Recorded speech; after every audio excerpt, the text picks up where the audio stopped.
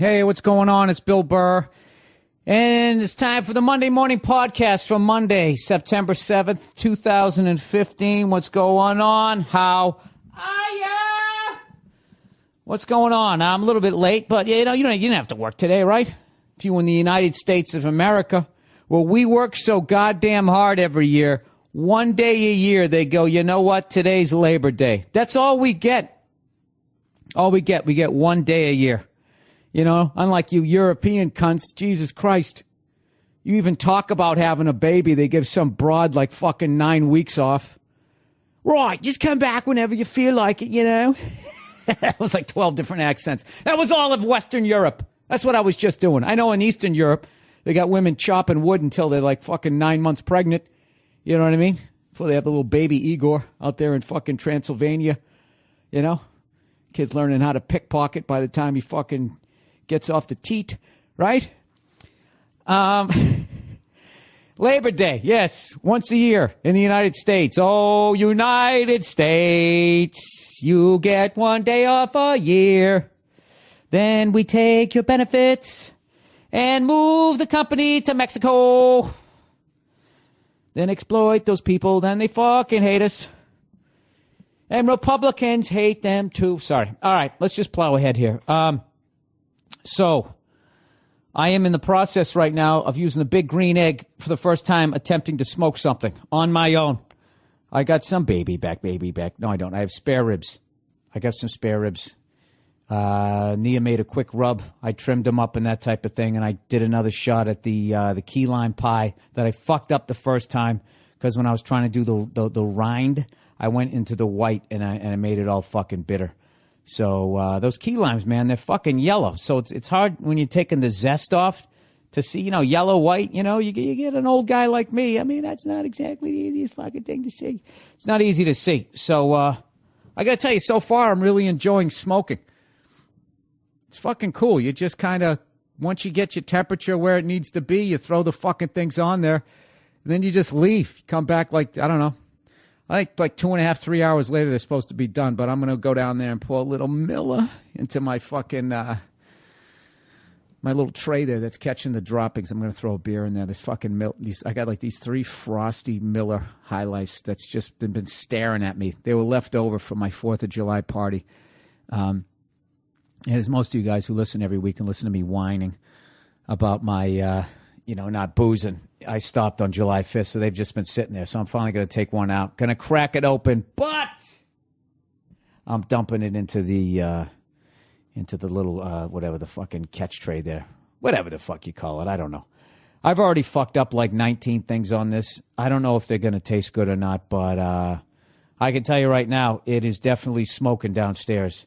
I just watched some YouTube videos. I don't know if I'm doing it right. I'm right about 200. And I want to say what the temperature is because I really want to hear 5,000 fucking people on Twitter going, ooh, 200. I don't know, dude. That's a little too high. I actually think it's a little too low. I find if you smoke it at 209.7 degrees, it's a whole fucking, it's like if you think the fucking people at Comic-Con are out of their fucking mind with their Trekkie ears, talk about smoking shit. People go out of their fucking, everybody's got a fucking system. That's kind of what it makes it fun. But when you're first starting, it's really confusing. Everybody's, okay, what you want to do is take a little French mustard, you know, and you're not going to taste the mustard. You're not going to taste it. What you're merely doing is using this as an adhesive to the meat. You just need something to hold the rub. Right? So the fucking guy puts it on. You watch the next video. The guy puts the rub on first, and then he puts on the mustard. I like to brush it in. A lot of guys like to put the mustard on first. I don't like to do that. What I like to do is I take the rub, and I fucking put it, and I put the mustard, and I fucking brush it in. And you watch enough of them, and you're just like, you know what? None of these guys are on the Food Network, are they? These are just a bunch of cunts in the backyard like me. I'm going to take a little bit from this guy. I don't like this guy's face, so fuck him. And that guy looks like he did a nice brisket. Take a little bit from each one of them. We'll see what's going on. But I'm really excited that it's, I got to tell you, with the rub on them, they look phenomenal. They have the potential to be amazing. I'm figuring they're going to be okay. They're not going to be great. They're going to be okay. But, you know, you have to start somewhere. If me. Don't give yourself a chance. Anyways, so how great was that college football this weekend? You know, watched I taped like 3 games. I watched the beginning of Auburn, and then I had to go to a cookout somebody else was having. Oh, it was a rough weekend, you know. Speaking of, I'll tell you about my weigh-in this week. I'm going to put it off as long as I can. You know what I mean? I took a big fucking loss this week. Anyways, so I went to a cookout, so I didn't get to watch that game. When I was at the game, at the cookout, I taped Notre Dame, which I watched last night, and they look really, really good.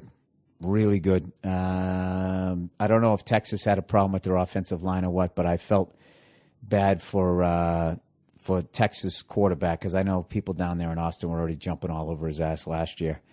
And the fucking guy had like 0.5 seconds, you know what I mean, to make a decision before these guys were in the fucking backfield. But I got to tell you, Notre Dame, it's great to see him good again. And it was actually, Lou Holtz has been gone long enough. And there's not a lot of talk about steroids that kind of brought me back to when I told you guys before, I was a Notre Dame fan when I was really young. And then they just got so holier than thou. And then I was also questioning my own faith, the whole Catholic religion and all that shit. And then all the molestation cases. You combine all of that, then you got Lou Holtz. Oh, make sure you call your parents and you just say, Jesus, thank you for life. All of that shit, whatever the fuck. Hey, Mr. Johnny. He drove me nuts. He drove me away from that school. And, the second somebody just says that they're doing life better than you, it's impossible as a human being to not want to see them fail miserably. I didn't want to see them become a complete non-factor like they have been for so long. So it's great to see him good again. It's great that I don't have to listen to fucking Lou Holtz give a halftime speech that sounds like a bedtime story during a Christmas special. I'm glad that's over. I don't know what's going on with roids, but nobody's really saying anything. But I don't know. I enjoyed the game, despite the fact it was really lopsided. And then there was some kid on Texas's defense that took a couple of dumb penalties where unnecessary roughness, and they said that he had a mean streak in his game. So immediately I liked him. They didn't say he was dirty. They just said he had a mean streak in his game. And, of course, I'm immediately thinking like Ronnie Lott or just maybe this guy's going to be the guy. Now, if I was Verzi right then and there, I'd be like, dude, I'm telling you right now, that guy, he's going to be, I'm telling you, I got this sense he's going to be a first ballot Hall of Famer. And then I'd say it about 9 other players during the game, and I'd call all of them. You know what I mean? Like that guy who goes up to the roulette wheel and puts a chip on every single fucking number. And in the end, he's like, I won. I fucking won. He doesn't do the total math to see that he actually lost. Why would I be making fun of my good friend Paul Verzi on Labor Day? Why would I do that? So anyways, I'll let you guys know how that shit turns out. 8 minutes in. All right, I am fucking 9 minutes away before I go downstairs and I pour the fucking Miller. Oh, that's going to be tough, man. Opening that Miller and not fucking putting it up to my lips. Ooh. I am 64 days in today, people. 64 miserable motherfucking days in of being sober. And I got to be honest with you. I like the way I look in the morning, but late at night, dude, I swear to God, I need a couple to the fucking head or I am not a pleasant person to live with. I mean, what does that say about me? Does that mean I was a complete fucking asshole for the first 17 years of my life until was I like a grumpy kid because I didn't have a couple of pops before I got my playpen? I don't know. I just think, I don't know. Maybe it's just how I'm wired. Just every once in a while, I got to do some damage, and I haven't been. My big vice now is like once every 10 to 14 days is I'll sit down with a friend and I'll smoke a cigar. I'm down to like 2 a month. I'm not drinking. I don't do any other drugs. I mean, I am just this is a formula for being a miserable. If you do all of this shit and you don't go to church, that's the big thing. When you start living like a pretty much straight edge fucking life, you have to, I think you got to go to church and you got to listen to some cunt out there just saying that there's something after this and that you're going to get rewarded for living this Flanders existence that I've been doing. You need somebody, even if they're just fucking lying, even if they're just making it up, you got to hear that fucking lie. Just to recharge your batteries, just so you can go another 6 days again before this cunt comes back out and tells you the same fucking lies again. But I'll tell you, if you're doing it the way I'm doing it, if you're going to be fucking stone sober and you're not going to go to church or an AA meeting, like, yeah, you know, I'm fucked up too. Hey, my name's Jeffrey. Hey, Jeffrey, and I'm an alcoholic. You know, what drinking story am I going to tell this week? I remember one time I was cutting this head of lettuce, and it turned out to be my uncle's head. You know, he had a bit of a sort of kinky hair, so, you know, and he was a punk rocker, so it was a weird color anyways, and I thought it was cabbage. And it turned out it was head, and it was his head, and I spent 6 years in jail, and you know what? All I was thinking the whole time in there, I was in there, I needed a drink, you know? I still needed a drink. You guys ever go to an AA meeting? I don't give a fuck what these people are talking about. I got picked up by a flying saucer. It always comes back to that, right? And they were sticking this rod up my ass, and all I was thinking was, you know, the second this is over, I'm going to go get a 12-pack. And it made no sense. I mean, my ass was bleeding. I fell out of a flying saucer into a pine tree. I'm all scratched up, and you know, part of the krypton is still in my ass. And what I'm walking down this, I got one shoe on. And I go in there, and, I mean, I'm standing in line with this 12-pack of Keystone Light. I already have one of them open. And all I was thinking was, I got to get another 12-pack. And someone was like, you know, you got something hanging out of your ass, and it's, you know, there's blood and stuff. And I was just like, hey, you got $5, so I can get another 12-pack? Anyway, so I don't know what I'm going to do next week. So now what I've done is, the same way I'm smoking, I'm going to try to start drinking that way. So I have a tour that I'm doing with Paul Verzi through Texas and into Toronto. And I already told him we're drinking the first night and we're drinking the last night, and then that's it. And then I'm going to go see AC/DC at Dodger Stadium when I get back to L.A. So, me, fuck am I going to do there, right? I'm going to go a little Bon Scott, you know? Go a little Bon Scott that night, except I won't fucking fall asleep in the fucking taxi on the way home, hopefully. And then I'm going to go to a Notre Dame game in October, so I'll probably booze there. It won't be bad. I just don't want to, you know, I just worked really hard to get fucking in shape, and I really don't feel like giving it all back in 3 days, because I'm at that fucking cunt of an age. Work out for 2 months straight, you know what I mean? Couple pieces of fucking whatever the fuck I got in there. Key lime pie, and then it just all fucking hanging off of my face. Hey, give Verzi some words of encouragement, by the way. He was talking to me today about trying to lose weight, and he's just like, dude, I just can't fucking get it off the front of my stomach. And I was trying to tell him. Like, dude, that's the first place you put it on. It's the last place you take it off. And what's so fucking discouraging is when you start dieting, is that's the first place you want it to leave. Well, what comes off your face first, I think, back of your arms, you know, your feet, all a bunch of shit nobody cares about. Well, I guess your face they care about, but it goes in like reverse order. You know what I mean? If you get so fucking fat that your body's just like, where now? Earlobes, right? And then you start to turn it around. The first thing that's going to get skinny is your earlobes. And you got a long fucking checklist before you get to the front of your stomach. Like right now, the sides of my stomach look great, you know? But the front of my stomach, I look like I had a baby like fucking 3 days ago. I would describe my gut right now as adorable. Like if I showed up at a brunch with a tight shirt with spaghetti straps, all the women there would be like, oh, look at you. As they took both of my hands. You know that thing women do where they grab the other person's hand? They both do the lobster claw hands. One goes like straight in, right, with fingers pointing to the floor, and the other is perpendicular to that. And then she grabs her hands that are right in front of her, and then she holds them out to the side so they could look at her. Look at you, you're showing. Oh, did you just have a brisket? That's where I'm at in my fucking fatness right now. So I took a loss this week, everybody. I'm ashamed of myself, man. I fucking, you know what happened was that day I skipped rope. I skipped rope for fucking 6 rounds, and I was totally dehydrated, and I didn't get enough fluids in me. And I didn't get sick as far as like I didn't feel good. I don't want to get gross here, but let's just say the tracks were open, but the train never came, if you know what I mean. And I was standing on the platform looking down, waiting for it to come out of the tunnel, and it never did. Never fucking did. You know? So after like 3-4 days, I'm like, what the fuck is going on here? So then I had to go down to the old fucking pharmacy, right?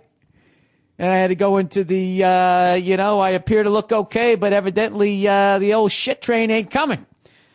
So, I bought a bunch of shit, and I started slamming waters, and then, of course, you fucking overdo it.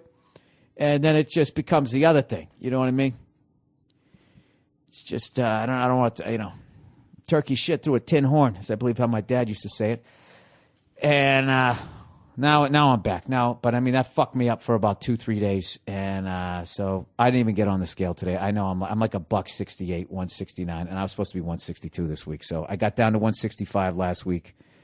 And then I just went back up. And so now this is what I usually do.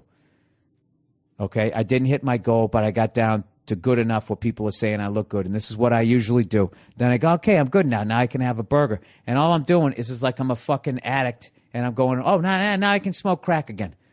Like I'm not going to end up shivering in a fucking empty house again, right? Freaking people out as they walk by, stealing aluminum siding off of somebody's garage. You do the same thing with food. So what I'm going to try to do this time is not fuck this up. Mitchell, don't fuck this one up. You guys ever see 3 O'Clock High? One of the most underrated fucking shows of all time. Sorry, Cleo, did I just scare you? Come here, buddy. Come here, buddy. This dog doesn't even listen to me anymore. It's like my wife. Hey, excuse me. Just keeps fucking walking. I don't hear you. So anyway, now I think I'm about $168. So, and I'm going back out on the road. So I really got to be good about this. So I'm going to try to, I don't know, if I can maintain or lose a couple of pounds a week right up until Madison Square Garden and come in tipping the scales at 165 or under, I will be happy. And then once I get through that gig, I'm going to be home for a little while, and then I can resume the psycho eating and working out and try to get back down to 162. However, my big deal is right now I do not want to give all of this back because I busted my freckled, pasty, flat fucking ass to get where I'm at right now. And, 64 days. 64 days of not drinking and fucking eating right. And at my age, 47 years of age, I could put on 20 pounds in like, I swear, 10 days. Nah, not 10 days. But I could be a fat fuck again in 10 days. 64 days of fucking being a maniac.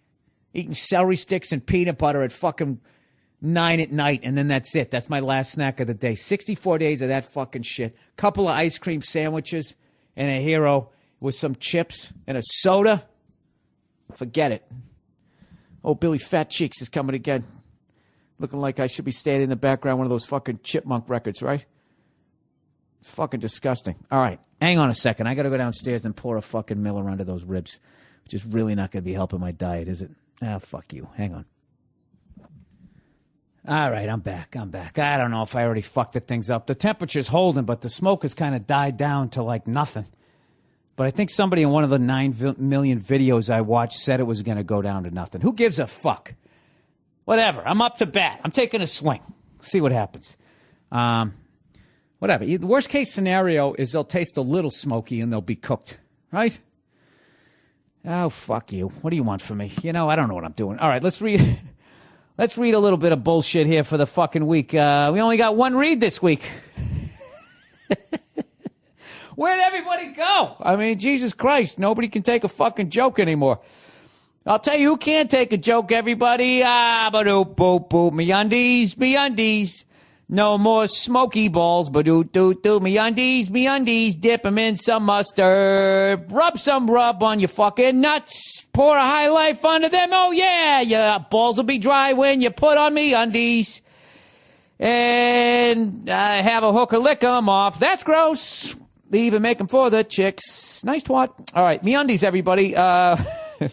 We all know how sexy confidence can be. I know I find that attractive.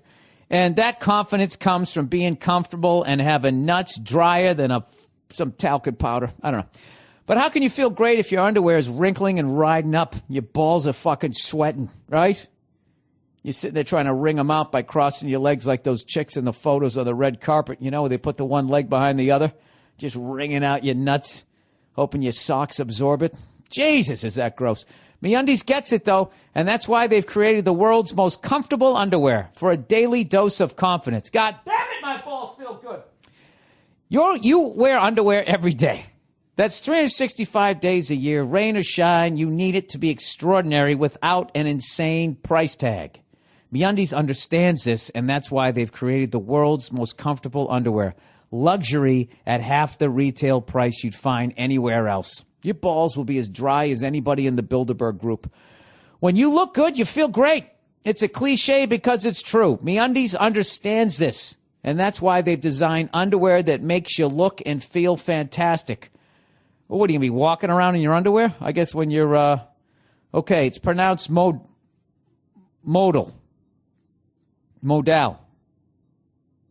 Dude, they fucking, because I can't pronounce this modal thing. You're supposed to, you don't write it all in lowercase letter. They wrote MOH-DAL. How about you write one of them bigger with that accent? So is it modal or modal? MeUndies is made from modal, a fabric that's twice as soft as cotton. That's twice as soft as whatever underwear you're wearing right now, unless you got on a pair of MeUndies. MeUndies has tons of colors and styles, and the only place to get matching pairs for men and women. They even release a new design every month. Those poor children. I feel, fill in the blank, design, black stripe, what? I wear you guys, I wear the ones you sent me. The ones that aren't really pink, but they're not really red. Those ones are really comfortable. Although I got to say, they're so snug. It really accentuated my back fat. You know what I mean? I had a little bit of a muffin top. But that's good. That was good for my weight loss. I was like, I want to put on a pair of MeUndies and actually look good and not be reminded that I could take a liver punch to the kidney without even feeling it. Plus, we all know that paying for shipping sucks, man. So MeUndies has removed that from the equation. All orders in the U.S. and Canada ship for free. MeUndies even has a money-back guarantee. If you don't love your first pair, you get to keep it for free. You literally have nothing to lose. To sweeten the deal, God knows everybody loves a little sugar in their panties. The deal MeUndies is offering you is 20% off your first order at MeUndies.com/Burr. Sorry. Beer. Oh, beer. Oh, beer. Don't stop, beer. MeUndies.com/Burr. Sorry. That's a special offer just for my listeners. Make sure you go to MeUndies.com/Burr. Hey! That's MeUndies.com/Burr to get 20% off your first order and so that they know that we sent you. Did you go? Who sent you? Oh, that's such a good shit. Oh, that's great. Isn't that wonderful? All right, let's get back to the podcast. Some of the shit I wanted to talk to about this week.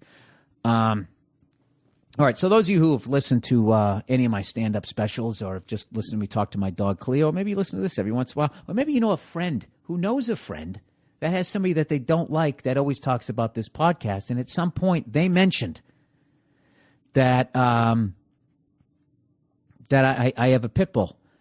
I got a blue-nosed pit bull, right? She's fucking shredded. I absolutely love her. And she is a maniac. You know, if you walk into the house, you are not going to have any less prejudice against the breed. All right?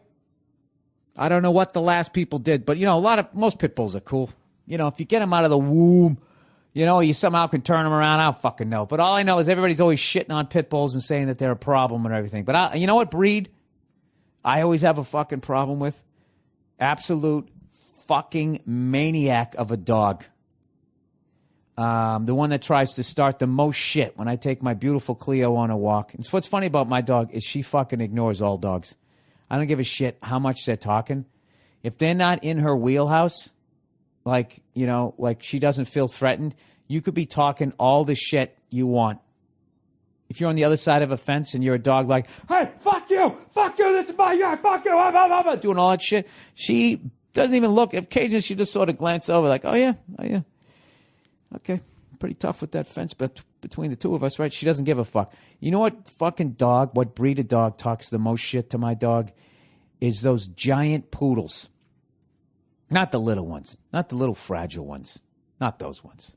The ones that ride on planes, peeking out of that little cashmere bag, looking terrified. You know? Like that fucking dude in Ren and Stimpy. Call the police. You know? Not those ones. The big ones. Those big ones, they're never under control.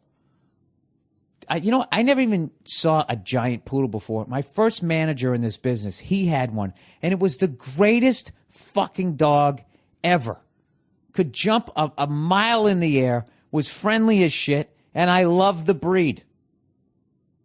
He had two. I met him right at the end of one of them's lives. And I remember he said to me, like, he called me up, and he said that his dog died. And I said, oh, man, I'm sorry, And like 3 days later, I could just tell he was in a gloomy mood.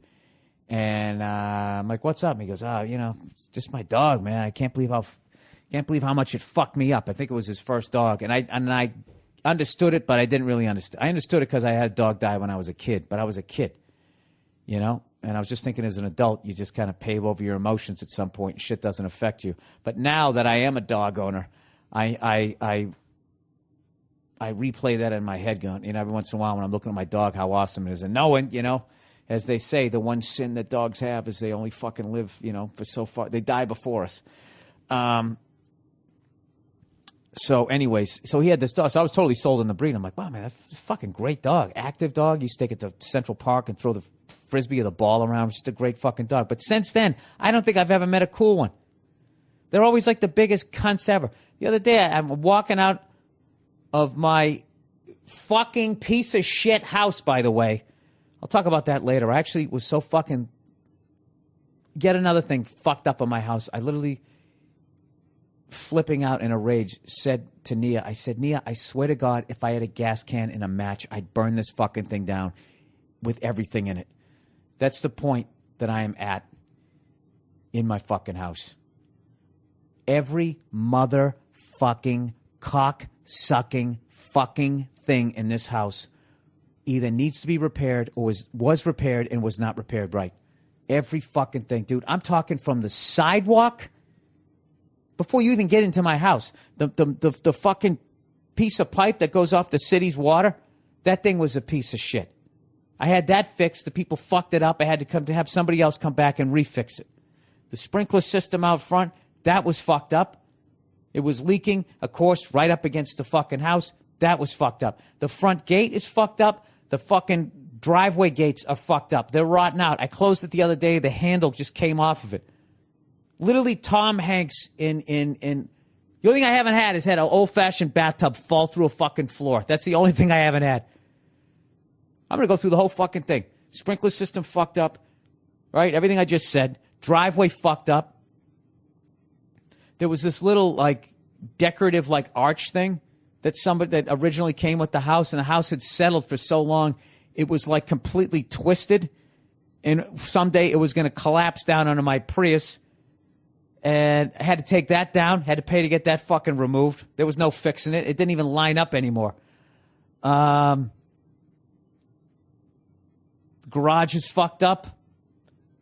The piping going into the garage was fucked up. Cloth wiring, galvanized pipe. Had to fix the roof. The guy who fixed the roof fucked it up. I just redone my wife's office because that was fucked up. The water all came down on that. Had to redo that fucking thing. I actually sound like I'm fucking annoying, right? There's something, and there's like a zillion other fucking things. Zillion other fucking things. And then what happens yesterday? Yesterday I'm thinking, okay, at least I got the downstairs done. I got the downstairs done. The floors, the walls, the piping, the fucking wiring, everything is brand fucking new. I got a nice fucking rug I just put down, It actually, for the first time in my life, 47 years old, I have an adult bedroom. I have an adult-sized bed. I have a chest of drawers that I have my underwear drawer and sock drawer like a fucking adult. What happens? There's all this lint on the fucking rug. I bring the goddamn vacuum cleaner in there. This is even with the house. This is just technology now. I put the fucking vacuum cleaner on the rug, and it looks like it's picking shit up, and it isn't. What it's actually doing is fucking up the rug and pulling up more lint, and I fucked the whole rug up, and the vacuum cleaner doesn't work. And I was so mad, I yanked the fucking plug out of the wall and then just took the head of the plug and threw it as hard as I could, like it wasn't still attached to the vacuum cleaner. So, of course, it went all the way out, stopped, ricocheted back, and hit me on the inside of the leg. And that was it. I swear to God, if I was standing on top of my house and I had one of those giant military-sized gas cans and a fucking... I still wouldn't have burned it down, but I would have thought... I would have seriously... I would have had to have set the can down and slowly fucking backed away from it. That's how fucking pissed I was. I just don't see that. I don't know how I'm ever going to get out in front of this fucking thing, and I'm starting to understand the other people that lived here, where they were just like, you know what? You know what, man? If it rains, you ain't getting wet. As far as I understand, this house fucking works. Chimney's fucked up. Sewage pipe fucked up. Gas leak. Slow gas leak. That was fucked up. Foundation was fucked up. The way they put the plumbing in downstairs, they put it into dirt downstairs. You can't even fathom. You know how many episodes of this old fucking cunt of a house you could make with this thing? It's just unbelievable. And I fixed everything first fucking class, which means I'm not going to make it. I'm going to lose. If I were to sell this thing right now, the fucking money that I would lose would be ridiculous. But I'll tell you right now, I would sleep soundly knowing that I did the right thing with this house and the next person will be fine. That's how fucking weird I am. I'd feel good that the next fucking person came in here and didn't have to deal with this shit because on my watch, I fixed it right. You know? Isn't that dumb? It's the exact opposite attitude. You're supposed to have that fucking attitude that you have with all these fucking polo shirt wearing cunts that flip houses and take these beautiful old houses and then they go down to fucking Home Depot and they rip out beautiful wood and beautiful fixtures and they replace it with fucking chromed aluminum. Fucking cunts. You know? Fucking jerk-offs. It's like somebody buys a classic car and then they order all their shit through fucking... You know the magazines. I don't want to trash them, but you know what the fuck they are. You know, and all the parts are made in fucking China. You know? Who we're not even an ally with. How well do you think they're going to be making your fucking side view mirrors? You know what I mean? Do you think you're really getting the good metal? They don't give a fuck. Anyways. Oh, Jesus, where did I go? Do I sound like a guy on Labor Day who's making some ribs and has a nice key lime pie in the refrigerator? I don't think I do. No, I just had the combination of that and not fucking boozing. Jesus Christ. Oh my God. And then I can't even get into the bullshit, but like do you know that there's some termites that have wings? Did you realize that? And they can fly from your neighbor's house onto your fucking house? Did you know that? I didn't know that. Guess how I learned that, everybody? You know, these fucking houses are so I love how I'm whispering right now. Like if my neighbor listened to this, you know, the person couldn't hear it. You know? Fucking rotted out fence between our goddamn property. You know what I mean? I want to just one fucking thing after another. What are you going to do? You know? But I own a house. This is what's killing me. For some reason, yesterday, I went to turn on my laptop and it just won't turn on anymore. Which is totally acceptable with laptops. Name one other thing in your life that you pay $800 to $2,000, depending on how far and I paid like $2,000 for mine because I was so sick of my laptops crapping out every 2 to 3 fucking years that I was just like, dude, give me the most memory. I want this thing to be the fastest I want this thing to be like a fucking hot rod. And the guy's like, yeah, don't worry. 2 years later, just an absolute fucking hunk of shit. You know, there's nothing else. That's basically the cost of a flat screen TV nowadays, $800 to $2,000 roughly, depending on what you want to buy. Do you have to buy a new TV every 2 years? You don't. It's fucking unreal. People just accept it. I don't know. Maybe I never test for viruses. Maybe I got a fucking virus. God knows. God knows what the fuck I got. Who the fuck knows? You know, as big a cunt as I am, you know, I'm sure somebody sent me something. Who the fuck knows? So I got to go buy a new one of those damn things. What happened to this podcast, everybody? I was in a great fucking mood, and it just kind of went off the rail. Oh, by the way, somebody sent me a link to this radio show. All right? And being a stand-up comic, it takes a lot for me to be like, wow. But some fucking guy, I don't know if this is if it's a joke, if it really wasn't Tom Brady's father, but somebody on a radio show somehow got in touch with Tom Brady's dad and was trying to get the guy all stirred up. It was like, I never cringe. But I mean, I just, I love old people. You know what I mean? You don't fucking get an old guy go. I don't even know how old Tom's dad is, but if Tom is fucking 38 years old, the guy's got to be well into his 60s, right? What are you doing? You don't get that guy all worried. Guy was saying shit like, hey, look, I understand it's your son. I understand it's your son. You're going to defend him. It's just like, dude, do you have any fucking respect whatsoever? Jesus Christ, how bad do you need ratings that you would go to that? And I love an uncomfortable moment, but I stopped short of fucking with old people. It was really bad, man. It's really fucking bad. But whatever. What are you going to do? I mean, I guess Tom Brady's dad didn't have to call in. But Jesus, if the guy does, can you show a little bit of respect? Some people, just don't have a fucking line. You know what I mean? They don't give a shit. I mean, that guy should have ended that interview just walking up to like a 3-year-old and slapping an ice cream cone right out of his hand. Look, I respect the fact that people think Tom cheated or they think that he wormed his way out of it. I respect that, but you don't have to go after his dad, do you? Jesus Christ. Fuck you gonna do? And still, you know what's funny? Nobody's going after Jim Irsay.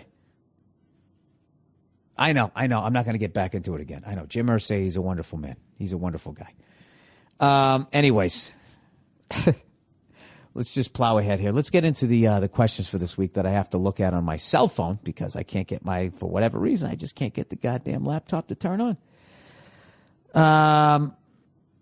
All right, where am I going here? Oh, by the way, thanks to everybody who came down to the Comedy Store this weekend, man. What a fun fucking time I had. What a fun... Dude, that club right now, the Comedy Store, if you're coming out to L.A., if you live in L.A., if you want to see some of the best comics out here, dude, that club is as hot as it ever was, other than when it first came out and it first opened, and all of those legendary guys were down there. Speaking of which, I saw one of the great documentaries I've ever seen. It was on Richard Pryor. It was based on that book, Becoming Richard Pryor. And they had so much audio that I had never heard before, and I was just like, almost had my nose pressed against the screen, fucking watching that thing. He's just the greatest of all time. And even Chappelle in the beginning, he's just like, he is the greatest, end of story, period, no fucking, it's just it. He is the greatest of all time, and it's not even fucking close. And I had never heard this story about he went up at the Hollywood Bowl, and it was one of the first gay pride things that had ever happened, a gay pride rally, like 1977. And he went up there, and the way that he got the crowd on his side and then just fucking, he admitted to sucking a dick before, right? And he talked all of this stuff about it, and the crowd was going nuts. And then all of a sudden, out of nowhere, he was like, you know what? The fuck am I doing? I'm paraphrasing, but he's basically, what the fuck am I doing here? Coming down here for you guys, for your rights. Where the fuck were you guys when the Watts riot was going down? Did any of you guys come down there and try and help me out? You know what? Fuck you, right? It was classic. What he did, I'm not even doing it justice. How he fucking took him down this road and then just came back and then just held a fucking mirror up to him. And of course, there was people there that understood what he was doing and being like, you know what, he's right. We have our We have our bullshit too. Despite the fact that we are an oppressed group, that doesn't mean that we can't be cunts ourselves. The guy's making a good point here, but most people booed and freaked out and that type of thing, and it obviously got brutal reviews from the press that was there, but it was just, you got to see it, man. It was just fucking, it was unreal, and it reminded me of when I used to watch Patrice, when Patrice didn't like a crowd, and some nights he would just go straight at him and just talk about how awful they were and just really but then other nights he would do that thing where he would just sort of string them along and just subtly, all of a sudden, you wouldn't even know, like, you'd watch him for 20 minutes and you're so enjoying the show. When you're talking about comics at that level, what happens is you stop being a comedian, you become like, you're just sitting in the audience. I said that in that Tig Notaro, when, she did that set down there at Largo. It's the same thing. You stop being a comic and you're just an audience member. But then what happened is all of a sudden you get zapped back to being a comedian and you start thinking like, wait a minute. He was way the fuck over here at about 8 minutes into his set. How the fuck did he go from that to where we're at now in about 12 minutes? Seamlessly, to the point that I, who call myself a comedian, didn't even fucking notice. And I highly recommend watching that documentary. And I have to tell you, I grew up listening to his records, and I bought the records just because he looked funny. I didn't even know who he was, and I just, I was a little kid. We didn't have cable, and his shit, wasn't on TV for the most part. And when he did go on TV, it was like late night stuff. And 70s, I was a kid, so like late 70s, early 80s, I just was getting into stand-up, and I just started buying albums, and they were all based on the album cover. I didn't know who anybody was, and what I always loved about his fucking records was they were so fucking live. I know that sounds redundant, because anybody who makes a live album, it's obviously live, but his shit was just, there was something about it. You felt like you were like in the comedy club. Like I have in my head on all of his records, I have what the comedy club looks like, and the people that yell out from the crowd, from what their voice sounds, through listening to those albums hundreds and hundreds and hundreds of times as I was growing up. I got this picture in my head of what all those people looked like, what the comedy club looked like, and all of that shit. And then what the stories prior was telling, I had all of those people's faces. Like, that's how good that guy was. It was like I felt like I watched a movie of his act listening to a record. I don't know. Probably fucking boring you guys with this shit, but definitely watch that documentary if you get a chance. So let's get to some of the questions here for this week. Let me see. Banner week for emails. All right, MeUndies is this week. Okay. All right, Kermit the Frog's new girlfriend. All right. Hey, old Billy Pasty Tits, how are you? I got pasty pecs now, motherfucker. You want to make fun of anything, you make fun of my baby bump. I'm wearing a sports bra as I go down the fucking street. Maybe I got a couple of freckles on it. Have you seen this bullshit that these stupid feminists are up in arms about? Apparently Kermit the Frog, a fictional fucking green puppet, broke up with Miss Piggy, who was a total cunt to him anyways. Oh, yeah, and physically abusive, by the way, and totally controlling. He should have broken up with her back in the 70s. If you ask, okay, and is now rumored to be dating a thinner, younger-looking pig named Denise. That's hilarious. Now these stupid cunt feminists are outraged, saying that Kermit is the actual pig, and essentially saying he is a douchebag and a shallow prick that couldn't stand to live in the shadow of his more successful girlfriend. Why is everyone getting offended by this bullshit? Billy, can you please explain this shit to me? I would venture to guess that there's no fucking adult that is seriously offended by that. I don't want to drag all feminists down on this one. My wife is a feminist. She doesn't give a shit about that.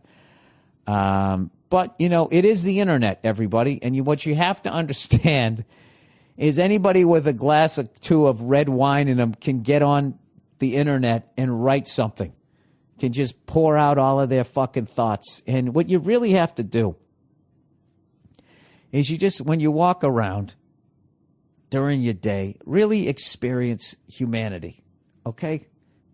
As arrogant as that just sounded, that's probably the wrong way to put it. But, you know, the other day I went to the grocery store and I'm fucking having this lady, like, scanning my shit and going to put it in the fucking bag and all that shit. And I have to tell you, dude, when I tell you that she was operating at like fucking 4% brain capacity, I mean, I don't know where the fuck she was mentally, but she wasn't dumb. But she absolutely fucking sucked at her job. I actually called Verzi today. I was like, Verzi, let me ask you a question. Did you ever have a job where you just weren't fucking crushing it? Even if you sucked at it. I mean, just as far as the effort that you put in. And he was laughing. You know, he said, a lot of those people working at the grocery store, you know, they really don't have any other options and blah, blah, blah, blah. And I was like, dude, this wasn't like some bipolar person or anything like that. Somebody who had some sort of mental issue. This person was fine. They just completely sucked and lacked fucking motivation. Dude, when I was a busboy and I used to fucking clean the bathrooms and I was working this restaurant, I had to wash the dishes and all that, I fucking crushed it. I hated that fucking job. I hated mopping the fucking black and white goddamn floors and then going into the bathroom, and what a fucking shit show that was. And the woman's room was even worse. I crushed it. Fucking crushed it. Hated it. I didn't want to do that for a living. Didn't want to do that for my life. But still, when I had the job, I fucking killed it. And people, they don't fucking do that. They sit around, and then what ends up happening is they don't give their best effort, and that's like a fucking disease. And then you just start not giving your best effort, and that worms into your fucking head, and that's just how you live. And then what happens is the shit that you want to have happen in life doesn't happen because you don't have a good work ethic, because you don't have any fucking pride in what you do. I know this is all old school shit, but this is true.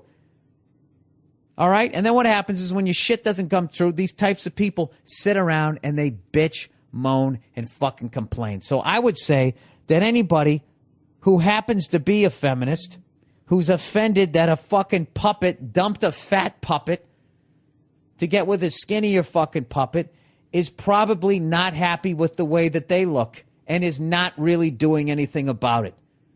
Huh? Are they cutting out sugar and salt? They're not doing that. I bet they had both of those on their fingertips when they typed that horse shit into their fucking laptop that's going to die within 2 fucking years. You know what I mean? So that is so, like, childish, and I refuse to acknowledge that as all feminists. I mean, you shouldn't have said stupid cunt feminist. Well, you did add feminist in quotes. What you should have said is stupid cunts. Yeah, I mean, I don't know why anybody's doing that. And this is the thing, too. When, you know, in defense of that, when guys, you know, I really feel if you're with somebody and they put on a bunch of fucking weight and you dump them, then I don't know that you really loved them to begin with. So you, in the long run, you're still doing them a favor if you fucking leave anyways. And who's kidding? Cool. Kermit and Miss Piggy, you know, it wasn't working from the get-go. And you can tell with Kermit, he's not one of those guys that's going to approach a woman. He just doesn't have it in him. Or maybe he finally grew up and now he's going after what the fuck he wants, right? So probably back in the day, you know, Miss Piggy was just controlling fucking woman, and no strong frog who was raised right was going to deal with that shit. So she got with this weak dude who eventually she ended up resenting, which was probably why she was hitting him, because she probably wanted to see a little bit of fighting him. She didn't. All right? And Kermit had such fucking low self-esteem at the time that he stayed with her. And who's kidding who? You know that Miss Piggy is a fucking monster in the rack. You know she was fucking his brains out. You know? She went to town on that frog. It was the best piece of ass he ever fucking got. And out of fear, he stayed in that fucking relationship. So this is what I say. I say congratulations to Kermit the Frog for finally getting out of that dysfunctional relationship. I hope he's happy with his new girlfriend. I hope Miss Figgy finds true love somewhere in the puppet world. Now, how ridiculous did that just sound that I took that seriously? That's how dumb someone who happens to be a feminist is when they talk about puppets dating one another. You know what I mean? That's like when they used to go off on Barbie dolls. Like, what sort of an image does this fucking blah, blah, blah? I mean, it's like, how weak are you that you let a fucking doll decide how you're going to live your life? I thought that was more damaging to women than the actual fucking doll, that some fucking woman took a doll seriously. You think I could ever measure up to G.I. Joe? Goddamn war hero? He had fucking abs. You know? He had that lean but not overly developed body. Right? Nice strong jaw. His mustache connected to his beard. There was a lot of things to try to fucking live up. I never once looked at fucking G.I. Joe. Do you know my mother wouldn't let me play with G.I. Joe dolls? She goes, they're dolls. They're for girls. You're not playing with that. And I was so mad at her. All my friends had G.I. Joe dolls. And now I think it's the funniest shit ever. Because you know what? In a way, she was right. He had like a shirt you could take off. You dress him and that type of shit. And, you know, maybe that's fine now. But back in the day, you know, as far as what toys were, as far as what was available, you had toy guns, you had football or basketball, and then basically, you know, fucking, I don't know, Candyland, you had board games, and then you had a G.I. Joe doll, and it was a fucking doll. She was right. God damn it, she was right. I don't know if it made me a better person, but she was right. She was definitely right. All right, wedding advice. Sir William of Burrville. I like that one. I feel like I just got knighted. I need some advice from you. I will keep it short because you are the Jim Irsay of reading out loud. Okay. You know something? When you guys actually take the time to be original and come up with a new way to insult me, it really warms my heart. This guy, you know, he really, Sir William of Burrville. Nobody did that, right? The Jim Irsay are reading out loud. You know what? I give this guy 2 fucking thumbs up. Or lady. All right. Last week, I officiated my friend's wedding in Virginia. Does that mean you were the priest? I hereby, this person who you got drunk with and fucking puked on a hooker with, pronounce you man and wife. My friend was the groom. All right. We kind of did it as a goof, but I have my minister's license and it all seemed official. Why the fuck would you ever marry your friend as a goof? He said, I did a little more research about the marriage laws in Virginia and found out that I should have registered with the court first and gotten permission before doing this. The bride and groom never researched this either, and neither did I. Therefore, I'm not sure that their marriage is official. My dilemma. Do I tell the bride and groom, or do I just let them find out on their own? If the marriage ends in a divorce, am I doing my friend a huge abso-fucking-lutely? That's what I was going to say. Am I doing my friend a huge favor here? And if it works out, there is no harm, right? Thanks for any help and go fuck yourself. If there's a divorce, you're doing them a favor. If there's... Actually, you know, you're still doing them a favor. Because I would say, I know, like with gay people, one of their big things was... benefits, and then also at the end of their lives, obviously one dies before the other one unless they're involved in, I don't know, some car accident or something fucking horrific, but one dies before the other one, and then the other one was not allowed to visit because only somebody married could go in there, which is so fucking weird to me. What does that mean? Not even a friend can go in there?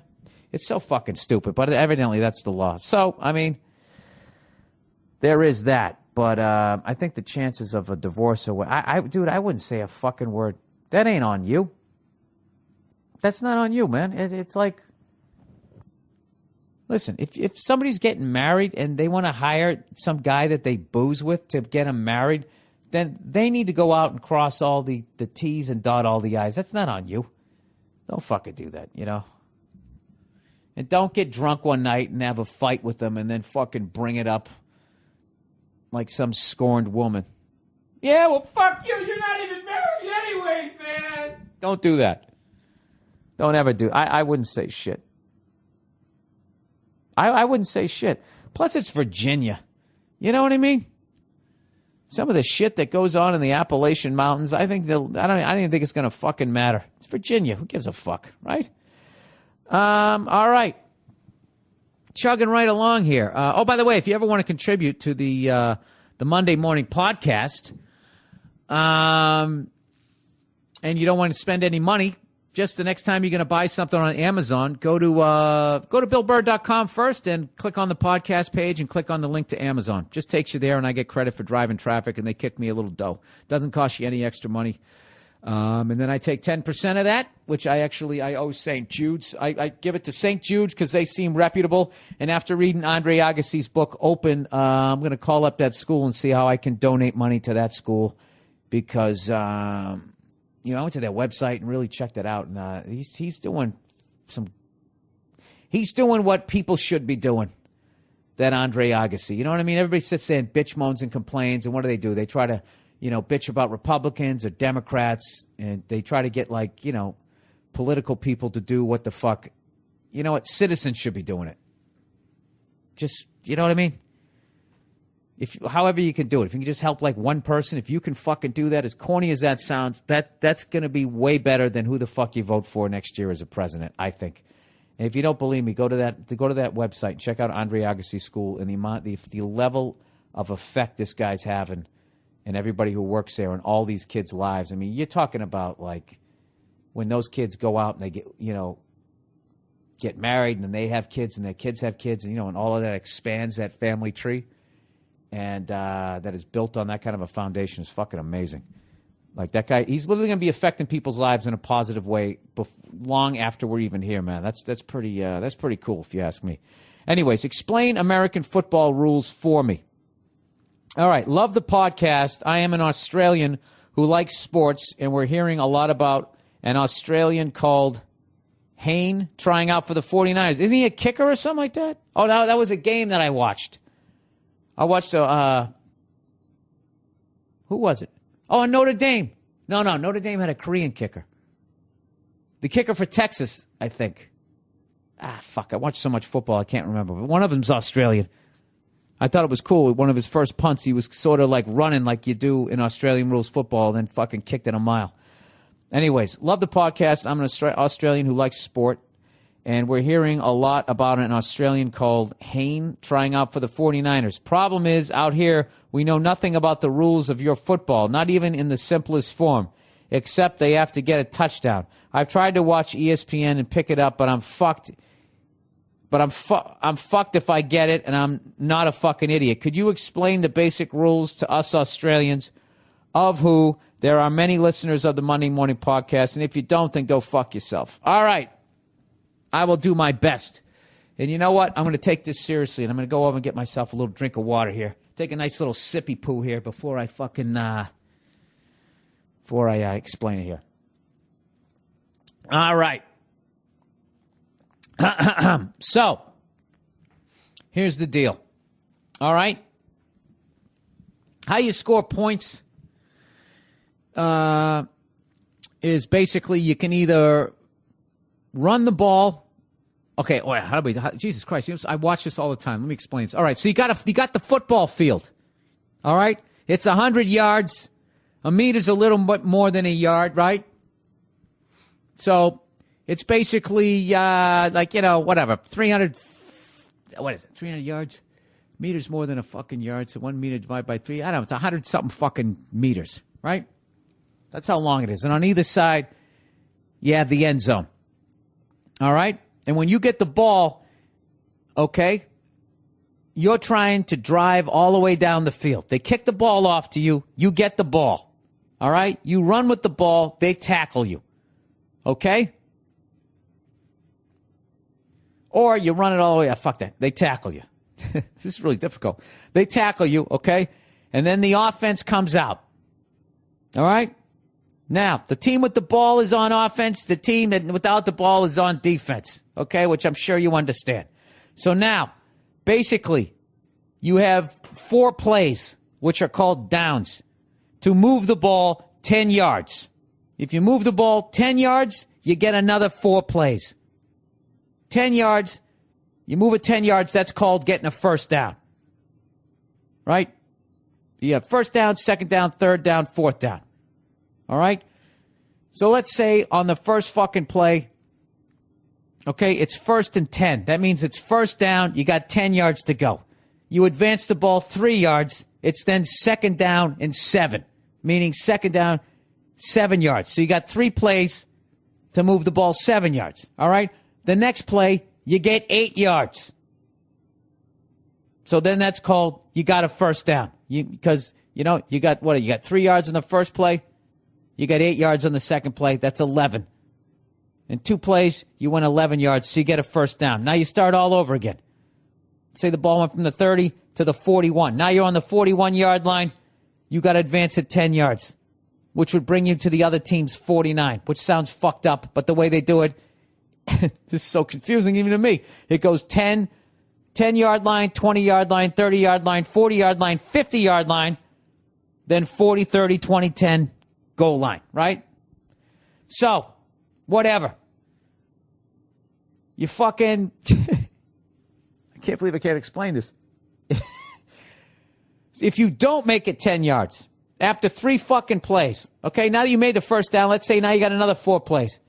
They fucking stop you, right? The first play, you go to run the ball. You not only do you not gain any yards, you lose 2 yards. So you went from 1st and 10, now it's 2nd and 12. You got to still move the ball. Now you got to move it 12 yards to get to that 10 yards. The next play, you only get 4 yards. So now it's 3rd down and 8. Then you get 2 yards, whatever. It's 4th and 6. Usually at that point, what ends up happening is the other team kicks the ball away. Because what happens is if on the next play you don't advance it 6 yards to get a first down, the other team takes the ball over where you're at. So you have the option of either going for it on 4th down or kicking the ball away. And usually what they do is they kick the ball away because you'd rather kick the ball like fucking 60 yards than lose it near your own goal line, right? I hope that fucking makes sense. It doesn't even make sense to me. All right, now as far as points, if you run the ball in or if somebody passes it to you and you catch it in the end zone, or if someone passes it to you and you catch it and you run the ball in, you get 6 points. Then afterwards, they got to kick the ball through the uprights. The looks like what you guys have, except it's shaped a little bit different. You kick it through there, you get 1 point after a touchdown. Now, if you get down towards the goal line and you're in a 4th down situation and you don't think you're going to make a first down or you're going to score a touchdown, you have the option of either punting the ball away or trying to kick a field goal. If you kick a field goal, it goes through the uprights like the way you guys do, that's 3 points. All right? Now, as much as you Aussies are laughing at me right now because I explained it in a confusing way, I want you guys to explain your game back to me. Write it out, and then I'll try and read it. So that's basically it. One team kicks off to the other team. They catch the ball. All right? Then the other, the team that kicks off, they're defending their touchdown. They don't want you to get it down to the end zone. The touchdown, the end zone, same fucking thing. Right? As you move down the field, you got to advance the ball 10 yards within 4 plays. If you don't do that, you either kick the ball away or you turn it over on downs because you went for it on 4th down and they stopped you. That's basically it. And then when you get down there, if you run it in or you catch it and run it in, you get 6 points. Little dink, kick it again, you get 1 point. Or you can try to just kick it without getting a touchdown, and that's 3 points. That's as simple as I could fucking make it. All right? Then other than that, you just got to fucking watch it. Jesus. That's why I sucked in school. Something that I've watched a million hours of I can't even fucking explain. All right, Bill, am I a sexist asshole? Billy One Man Wagon Train. At the risk of alienated all the female listeners, again, I wanted to follow up on last week's discussion on how the leagues and networks are going out of their way to cater to females. What's really chapping my ass over there is this new thing of putting the ladies in the broadcast booth to call the games. ESPN started doing it with the NBA a couple years ago, and now they're starting to do it with baseball. I can almost barely tolerate it if they're just going to do play-by-play. But when they start trying to analyze the game or comment on something that happened, I'm sorry, but they really don't have any credibility or experience to draw upon. They had a female in the broadcast booth during Jake Arrieta's, is that how you say his name? No-hitter the other week, and she gave really insightful commentary like, ooh, that ball is really moving around, and he really looks intense out there. Seriously, what the hell do they know about how tough it is in the trenches of a football game and what it's like to bang around with Shaq in the post or to get your ass dunked on, even just how to throw a lousy curveball? So does that make me a sexist asshole if I just want to hear men call men's sports and leave the ladies on the sideline where they belong? Thanks and go fuck yourself. Well, yeah, I think you have some points in there, but when you say leave them on the sideline where they belong, yeah, that's obviously, who are you to say where they belong? I would say this.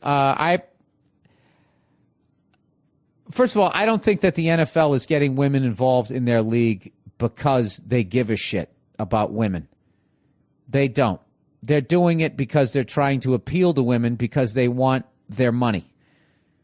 That's it. That's why they have a female ref. That's why they have a female coach, not because they give a shit. Remember last year when Ray Rice did what he did? That first suspension is how much they give a shit. That second one was when they got caught with their pants down, and now they've been in damage control. So, I don't give a fuck who calls the game as long as they're good at it. There's a lot of guys that do it who suck at it. So that's how I look at it. I understand, too, that if you're a guy and you're watching a man's sport, you want men to call the sport. I don't think there's anything wrong with that, just saying that. But to say that, they don't have any experience, women play sports, too. Do you think Ronda Rousey should be allowed to talk, if she was, after she retires, don't you think that she would have some insight? You know what I mean? There's a lot of fucking guys that call games that just went to broadcasting school, and they were probably dead last. Come on, look at Brent Musburger. Give me a fucking break, right? Maybe he's played back in the day, when you could be a 5 foot fucking 730-pound cornerback, I don't fucking know. But there's a lot of, basically when it comes to men calling the games, you either have the ex-player or you have you have two types of broadcasters. Guys that went as far as they could in sport and then turned to commentating. And then you have guys who just fucking love sports but couldn't throw a ball in the ocean. You know what I mean? They couldn't hit the ocean, standing on the fucking standing on the beach, however that fucking goes. And they're still allowed to call the game, and they actually do a great job at it. So, I think women should get the same chance. But as far as that goes, but I like hearing guys calling guys sports, and I think that they should like the WNBA. Women's volleyball. What I think women should really do, if they really want power, is they should create their own sport leagues. And that's fucking that's really like ripe for the taking, and I don't know why they don't do it. Like, what was stopping a woman from starting a woman's Pride or UFC, and at the very least getting bought out by Dana White and maybe being brought in to the UFC? Or what was stopping women from starting the WNBA? Or like a professional women's softball league? There's nothing stopping them from doing it. I don't know why they don't do it. Because there's all this, like, things with feminism where they're, tooting their horn and shit about advancements that they're making, and all I really see them doing is still working for men. And what's really freedom and power is working for yourself. Create something on your own that builds equity that other people want to be in business with, but you created it and you have a position of power. This is male or female. Now they have to come to you. And, build it and they will come. I mean, and some of the most successful people that have built stuff have gone bankrupt a number of times. So, I don't know. I'm kind of talking about two things here. I don't give a fuck. Like, I don't give a shit what women do. If they're going to be involved in NFL football, just be good at it. Just be good at it, and don't be a fucking baby if you get fired, or if somebody says something crazy in the locker room. Just don't fucking be like, oh, everybody, has to adjust to me and I don't have to adjust to you at all. Just don't be a douche like that. As long as you don't do that, I don't give a fuck. You know what I mean? I'm willing to give it a shot. I think I'm just used to listening to men doing it. I mean, Jesus, look what's his face. Who's done it for the Dodgers? Vin Scully, all those years. I mean, that guy doesn't look that athletic, does he? I don't think. Did he ever play? He was just a guy that loved fucking sports, and he's phenomenal at it. So there's got to be the female version of that, and some other woman should be decent enough to create a fucking league that they should turn into $1 billion thing, and then women should fucking watch that, right? Support other women. To me, that would be way more empowering than, having somebody be, I'm not shitting on the jobs that they've got, but I'm just saying, it just seems like at the end of the day, you're still working for a guy. Does that make any fucking sense? I don't fucking know. Anyways, let's plow ahead. Great questions, by the way. But I also understand, too, his Archie Bunker, like, oh, Jesus Christ, can you just have a guy call the fucking game? There isn't necessarily something wrong with that. I mean, there has to be a little bit of pushback from guys where it's just like, hey, it's kind of okay if you're a woman and you want to go someplace that's only for women. It's kind of okay. Gyms and groups or whatever, it's kind of okay. But with guys, it's always like sex. It's like it's a very healthy thing for guys to just kind of be with guys for a while and then go back to women. Absence makes the heart fonder. I don't know that you guys have to fucking always get all up in everything that men are doing. And if guys want to have, a place where they just don't want women to go, especially at this point. I know it's you're acting like it's still like 1906. I understand both sides. So I understand women's side. I like to think I do. And then on the male side, you got to have a little bit of, hey, why don't you fuck off for a couple, 2-3 hours and let me watch this game? You know what I mean? And watching football with your guy friends has always been a great thing. It's a very male thing, and it's fun, and it's healthy. So I don't think that it has to necessarily just be considered sexist. But, having said that, like the NFL showed their fucking true colors, like, with the Ray Rice thing. That first suspension, that's how they feel. And I wouldn't just say that that's about how they feel about women. That's just how they feel about human beings. They don't give a fuck. They're a corporation. They're about money. You think if he fucking beat the shit out of me in that elevator, he probably would have got 3 games. All right, jealous, insecure boyfriend. Dear Bill, I've always been a late bloomer. But my first girlfriend was at the age of 19, and the current and second one is at age 21. She's a great gal. She's generally intelligent, funny, skinny, and has a great rack. You're going to get shit from the Miss Piggy crowd. Problem is she's a very independent person. Oh my God, dude, they should read this at a woman's rally. There's already body issues and control issues. And has a lot of male friends and only wants to see me like twice a week, even though we live 2 kilometers away from each other. Meanwhile, I am jealous, insecure, and have a bit of a history of violence, not against women. All right, dude, this is not a good situation right out of the gate, but I think it's healthy that you know what your shortcomings are at your young age. I fucked up my first relationship.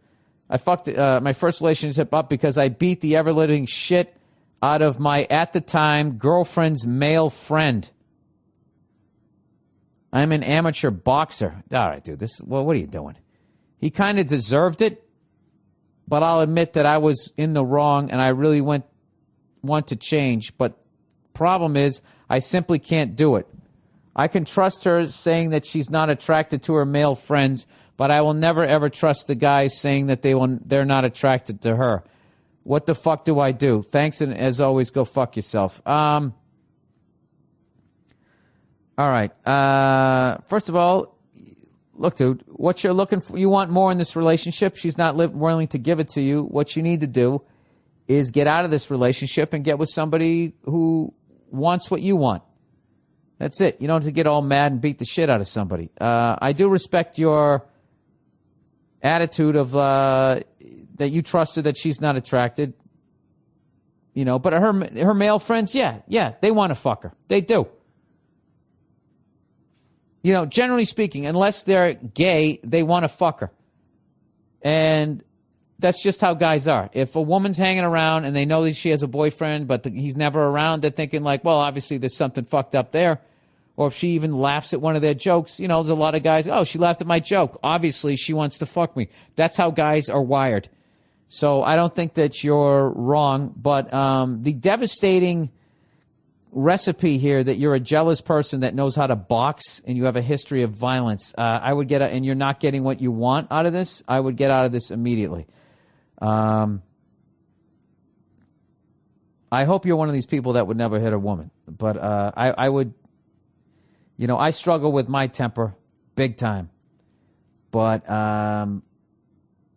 you know, I just flip out and scream and yell. I don't beat the shit out of other people. So I would definitely, it's good that you want to change. I would talk to somebody about that, dude. That's some pretty heavy shit there. But I would get out of that relationship. I'd get out of it. Just be like, all right, listen, this isn't, you know, I respect that this is what you want, but what you want is not what I want. And when you're in a relationship with somebody, what the other person wants has to be what you want. Okay? Because inherently, people are selfish. It's the same thing when you get into business with somebody. When you get in business with somebody, what they're looking for has to be what you're looking for, or else it's not going to work, because that person is going to go for what they want.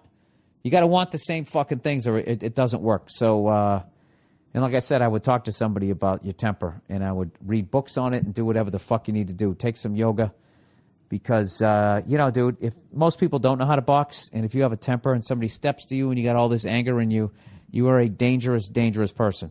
And you sound like you don't want to hurt anybody, so hopefully. Anyways, good luck with that, and know that you just took advice from a stand-up comedian. So, I would go with somebody a little more versed in that world. All right, Disney World wristbands. Hey, Bill, my wife recently booked a family trip to Disney World in October. The kids are psyched. That's awesome. Well, today a package came in the mail. My wife excitedly opened it up, and inside was a package with 4 Fitbit-looking wristbands, one for each of us. Picture attached. Tap to download. Cannot download attachment, of course. She says it acts as our ticket to the park, hotel room, meal plan. I replied with, yeah, and a GPS tracker survey on what we eat, what we buy, and what rides we like. Exactly. Of course she thinks I'm being paranoid, but come on. It's fucking Disney, for Christ's sake. I don't know if I want to bring it up. Completely refuse to wear it or what? What's your take? Yeah, don't fucking wear it. Don't wear it. Our ticket to the park, hotel room. All right, this is what you do. This is what you do. All right? Wait a minute. Wait a fucking minute. Wait a minute. When you get into the fucking park, can you then stick that in a bag and then just go rent a locker and leave it in there? That's so fucked up. If you know what, I'm going to look this shit up. If that's what goes on at Disneyland, I will never go there again. Ever. That is so fucking annoying. And not to mention, dude, that's just more fucking cancerous radio wave shit being beamed down from satellite right down to your wrist, right past your fucking brain. You are 100% in the right. What the fuck? You know what? Let me download to see what this fucking thing looks like. I got my thing in airplane mode here. Let's see here. What do we got here? Hey, what do we got here? You know, I got to download. You are 100. Look at this shit. And then the second I do it, then all these fucking text messages come in, and I can't hit the fucking app that I want to. I hate these fucking things. I absolutely fucking can't stand them. How do they make your life easier? Explain to me. How the fuck do they make your life easier? Oh, and look what happened. I don't know how. I have no idea how, but where the fuck did all the emails go? They just fucking disappeared. How does that happen? The thing that I just had open just fucking disappeared. It no longer exists in my email. All right, now you know what I got to do. I got to go up here and look. How the fuck does this happen? Any tech nerds know what just happened? I was reading an email. I had it open, and then I fucking still had it open, and then I turned off the airplane vibe. I fucking hate these things. All right. Disneyland GPS wristband. Period. It wrote period. GPS, Disney's magic bands track you like the NSA. Well, let's look at these things. All right. Let's look at these things here. Oh, it's funny. You can't even find a picture of them. Yeah, dude. I mean, obviously, wait a minute. Disney is tracking visitors with these wireless wristbands. I might have to talk about this on Thursday. I got to read up on this. What the fuck? Disney is tracking visitors with wireless wristbands called Magic Band. Oh, that sounds like so much fun. Magic Band. Okay, it won't be called Magic Band if it does not work like magic for Disney. The Magic Band is linked to the visitor's credit cards. Hey, this is Joe for the Cell Phone Geek. Hey, I didn't want to talk to you, you cunt. Get the fuck out of here. The Magic Band is linked to the visitor's credit card, which also will work as your room key, parking, entry ticket, and other identification amenities. In fact, it allows you to pay for your hot dog from the stands. The technology behind it is RFID, which is commonly used by many wireless devices such as toll road collection services, similar public transit. The biggest concern is not how to use and activate the wristband itself. The worry is on the privacy of the user. Disney is collecting your information at Breeze, including your personal information, ages, purchasing patterns, riding time, and location. In fact, those mascots in the theme park will know your name and are told to greet you that way. So do not be surprised if Mickey or Minnie will call your daughter on her birthday. What? The next concern is how safe Disney will keep this valuable information. Will Disney begin to expand your habits into its video/DVD distribution, event shows, and TV advertising schedules? Disney also has a dedicated website for this purpose called My Disney Experience. Yeah, that's exactly what they're doing. And you know why that's going to work? I go right back to that lady that was fucking scanning my food at the grocery store whose brain was operating on 4%. You know what I mean? No one's going to fight this. They'll be like, I liked it. It was easy. Who cares if they know what ride I was? Right? It's people with the Calabasas brain. Yeah, it's fucking horrific. It's fucking horrific, and I guarantee you, by the time I'm in my 80s, they're going to be microchipping babies right out of the fucking womb. And my generation will be dying off, and no matter, we'll just sound like crazy old people, and that's what it's going to be. That's what it's going to be. Same way the NFL doesn't give a fuck about broads, Disney doesn't give a shit about your kids, other than they just want to get fucking money out of you. And it'd be nice if there was a little pushback. The only pushback I've ever really seen that worked, and it only worked temporarily, was when I lived in New York City and they had those stupid fucking video screens in the cabs, and everybody said, we hate them, they make us car sick, and people stabbed them and all that shit. And they went away. And then about 3-4 years later, they came back and they were even bigger, and then they were here to stay. And then all the lazy cunts were, oh, I like playing with my debit card, my credit card. It's so much easier than having cash just given away. all their fucking privacy. They're mouth-breathing morons, and there's a sea of them. So unless you want to live in the woods, that's basically how it is. But, yeah, I guess I'm never going there again. All right. I'll read up on that a little bit more. That's it. That's the podcast for this week. Happy Labor Day. Go fuck yourselves. I'll talk to you on Thursday.